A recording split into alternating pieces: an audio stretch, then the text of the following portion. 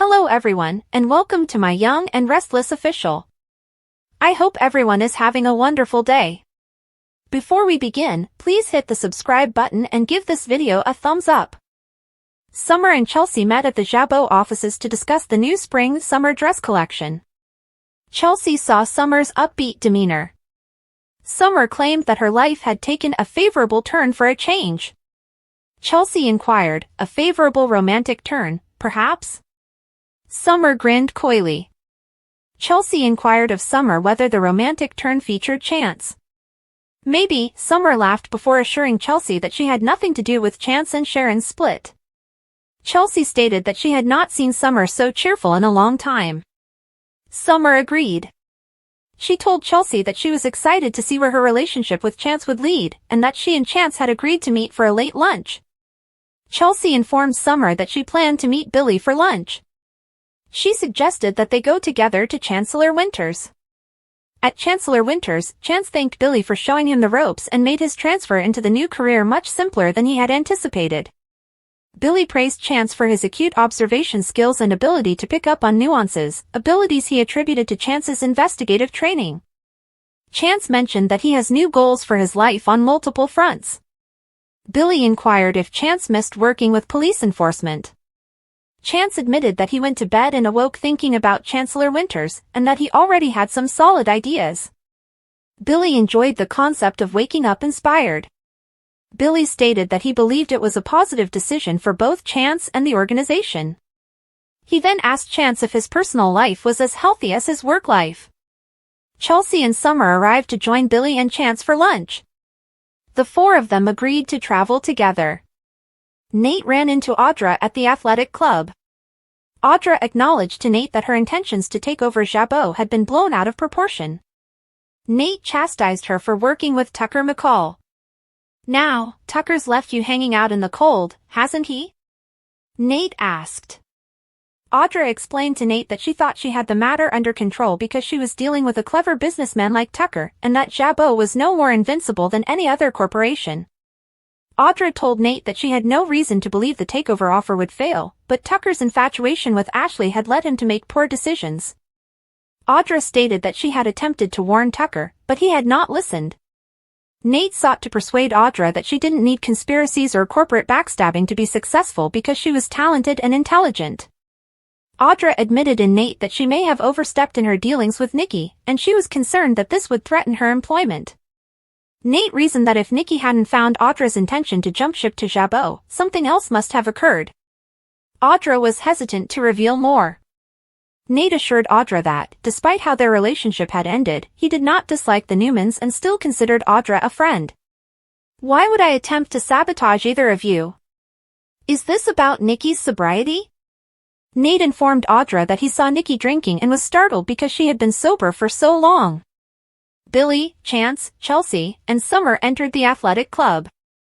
Audra waited for them to pass before telling Nate she had witnessed symptoms of Nikki's distress. Audra informed Nate about caring for her own alcoholic father.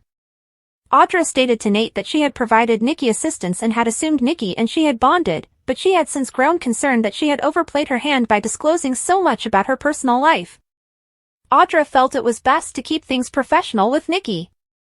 Audra asked Nate if he believed providing transparency and support to Nikki was a bad idea. Nate wondered if Audra was overly paranoid. Audra was concerned that Nikki would keep her at a distance if Audra could easily detect indicators that Nikki was drinking. She went on to say that if Nikki remained sober, she would recognize Audra's flaws and judge her accordingly. Even if she sobers up again, Nikki's drinking is not gonna end well for me, Audra told me. Nate doubted Nikki would punish Audra for demonstrating some kindness. Audra couldn't point to any clear indication that Nikki had created a space between them.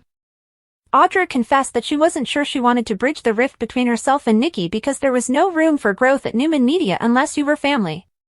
I need to have a ladder to climb, Audra added. Nate suggested Audra rein in her ambition, and she quickly chastised him for his hypocritical statement. You're just as ambitious as I am, if not more so, Audra asserted. Audra told Nate that she needed to build her own safety net and told him, I've been forming a plan of my own, a big, audacious plan. Tell me more, Nate asked, but Audra thought there were too many eyes and ears nearby. Audra asked Nate to come upstairs to her room so she could share her plan. Nate and Audra walked up to her room.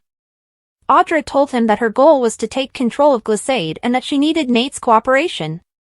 Chance informed Summer at their table in the athletic club how much he had learned from Billy at Chancellor Winters. Summer, Chance, Billy, and Chelsea raised a toast to Chance's new career. Billy inquired about an analysis report for an upcoming company purchase, and Chance noted that the circumstance was identical to when Summer purchased Marchetti. Summer, Chance, Billy, and Chelsea concluded their lunch and talked about the spring men's collection. Chelsea observed Chance sporting a Marchetti jacket. Summer claimed credit for turning Chance on to her label's designs. Summer received a phone call, and she and Chance declared that they needed to return to work. Chelsea looked and smiled at Billy as they departed.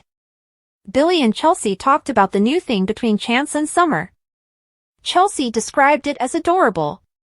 Billy argued that if Chance is happy and in love, he will be more productive at work. "How practical and unromantic of you," Chelsea taunted Billy. Billy told Chelsea that he was looking forward to mentoring Chance and that he believed Chance looked up to him.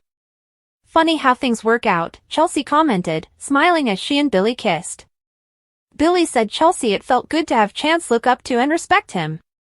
He discussed how much he admired Jack and how pleasant it was to be the recipient of such admiration.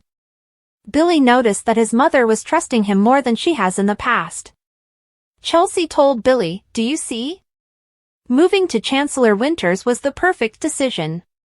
It could not have worked out any better. Chance and Summer wished they didn't have to return to work.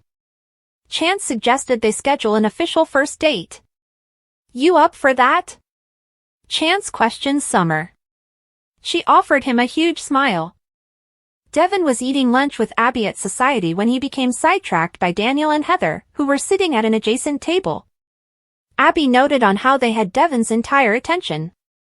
Devon questioned Abby, "Is it just me, or do you get a vibe from them that's a little more than friendly?" "It isn't only you," Abby said, "I've sensed it before." She advised Devon not to make any assumptions. Abby asked Devon if he felt Daniel and Heather were having a relationship.